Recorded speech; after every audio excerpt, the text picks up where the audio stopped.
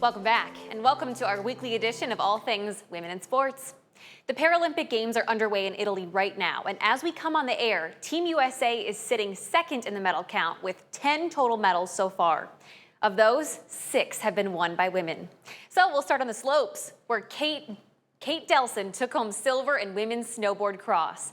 This is her first year competing at the Paralympics, and Kate is also the youngest member of the U.S. para-snowboard team at 20 years old. After this, she'll have one more competition coming up on Saturday. Another woman taking home silver is Team USA's Sydney Peterson. She earned herself the second place finish in women's sprint classic standing. It's Sydney's 4th career Paralympic medal, and she'll also be competing in the middle and long distance versions of this event still to come. This is her second Paralympic Games after taking home a gold, silver, and bronze at the 2022 Games in Beijing. And at those games, Sydney won silver in the women's 15-kilometer classic standing race, and that made her the first American woman to earn a medal in that event.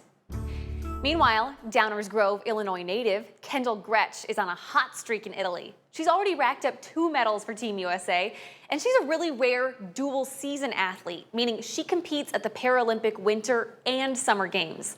This winter, she has already secured the silver in women's 7.5-meter sprint biathlon and the bronze in the women's individual biathlon. Those are the 33-year-old's 8th and 9th career Paralympic medals.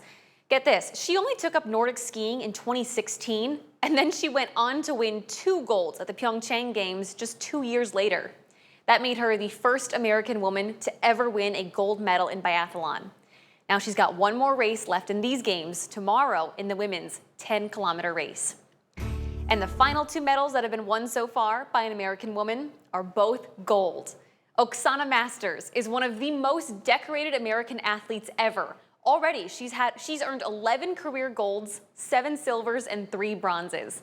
Coming into these games, she was already Team USA's most decorated Winter Paralympian of all time.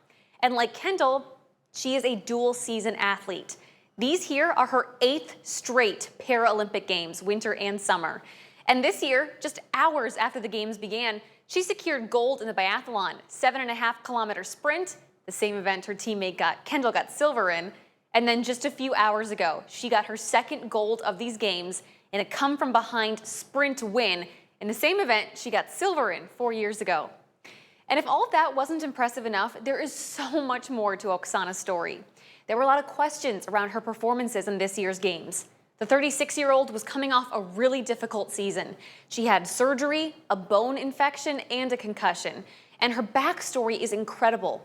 She was born in Ukraine with birth defects believed to be related to Chernobyl. She went through orphanages in Ukraine before she was adopted by an American mother.